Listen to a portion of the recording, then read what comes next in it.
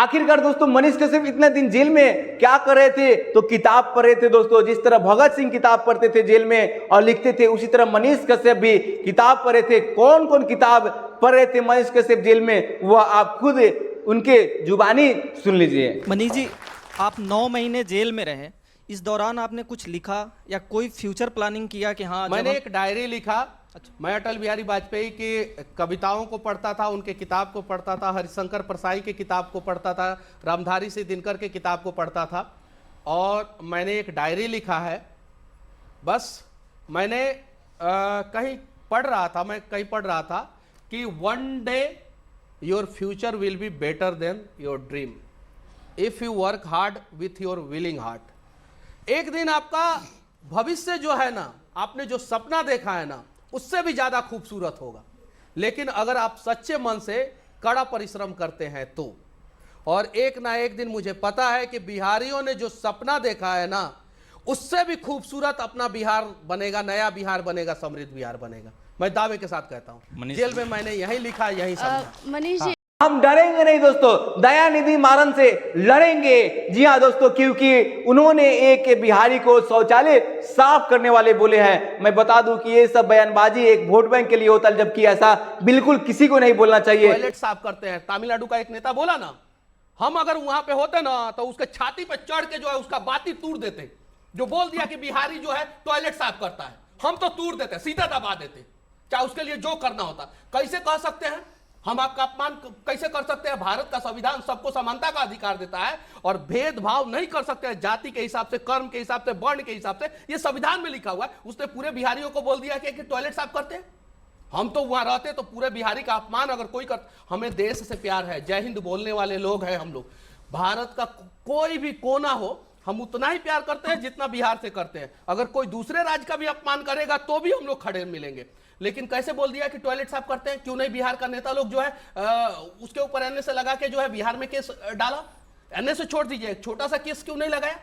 दोस्तों आप बिल्कुल गलत कह रहे हैं कि मनीष कश्यप सन ऑफ बिहार। नहीं दोस्तों, मनीष कश्यप सन ऑफ बिहार अब नहीं है। फिर उनके भाई भी कहते हैं अब मनीष कश्यप सन ऑफ बिहार नहीं है, अब मनीष कश्यप सन ऑफ भारत है। लेकिन मैं भी उनको बता दूं कि यह भी बात गलत है दोस्तों। क्यों गलत है? क्योंकि आप ध्यान से सुनिएगा, इनके वकील क्या बोल रहे हैं। मनीष कश्यप कौन है दोस्तों? तब मनीष कश्यप मेरा वकील है। वाह वाह।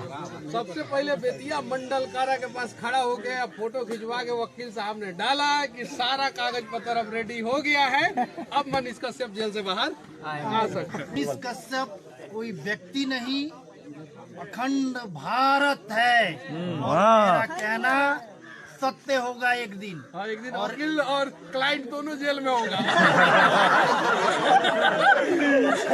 सरकार बोलेगा कि यही वकील ने जेल से बाहर निकलवा रहा है, तो पहले वकील को डालो, फिर क्लाइंट को भेजो वहां पे। अभी तक दोस्तों आप देखे होंगे मनीष कश्यप जेल से आते ही दशरथ मधी के गांव पे क्यों गए? को तोड़ेंगे नहीं। ये देख लो ऊंचा पहाड़, और ये देख लो पहाड़ के बीच में जो रास्ता है ना, वो एक बूढ़ा आदमी दशरथ माझी अकेले छेनी हथौड़ी से तोड़े हैं। गांव के लोग साथ नहीं दे रहे थे उस समय। याद रखे, बिहार के युवा इतना याद रखे कि आपका डीएनए शेर वाला डीएनए है। याद रखिए, आपका डीएनए जो है कुर्सी पे बैठ के बिहार को दीमक की तरह चाटने वाला डीएनए नहीं है। बिहार में ऐसे करोड़ों माझी परिवार हैं जो समस्या में ही पैदा हो रहे हैं, समस्या में ही जीवन जी रहे हैं और समस्या में ही मर जा रहे हैं। तो आइए ना इस समस्या को जड़ से उखाड़ के फेंक देते हैं। आप आइए। बोलते नजर आ रहे हैं कि जब तक तोड़ेंगे नहीं तब तक छोड़ेंगे नहीं दोस्तों। जी हाँ दोस्तों, जब तक तोड़ेंगे नहीं तब तक छोड़ेंगे नहीं, जब तक भ्रष्टाचारी खत्म नहीं होगा तब तक हम लड़ते रहेंगे दोस्तों। इसी के साथ और मनीष कश्यप ने इन जो घर में पूजा हो रहा था, वो अपने जीन बाबा से क्या मांगे? जीन बाबा से क्या कुछ मन्नत लेके जा रहे हैं? तो मन्नत लेके जा रहे हैं कि जिन बाबा इतना ताकत दीजिए कि किसी निर्दोष पे, किसी निर्धन पे अगर कोई अत्याचार करे तो वहां पे मनीष कश्यप ढाल बन के खड़ा हो जाए। दोस्तों ये दो छोटे छोटे आपका कॉमेडियन है, कहीं ना कहीं आप इस दोनों को भी देखे होंगे, ठीक ना। ये यूट्यूबर मनीष कश्यप से बहुत दिन से मिलने का प्रयास कर रहे थे, लेकिन आज मनीष कश्यप मिले हैं और मनीष कश्यप के बारे में बहुत ही बेहतरीन बात बोले हैं। गरीबुआ के मदद कईल रिपोर्टर मनीष कश्यप के काम बा। गरीबुआ के मदद कईल रिपोर्टर मनीष कश्यप के काम बा।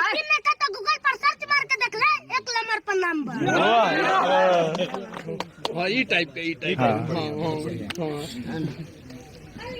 सच्चाइया में तन के देर हवे भाई, हमार सच्चाइया में तन के देर हवे। तो सब तो जानता बिहार का मनीष कश्यप सर हवे। अब न हमरा से देखो जाई देशो हमार बर्बाद हो गईल। अब न हमरा से देखो जाई देशो हमार बर्बाद हो गईल। मनीष भैया गरीब आवाज उठेलन, उनके पर एफआईआर हो गईल।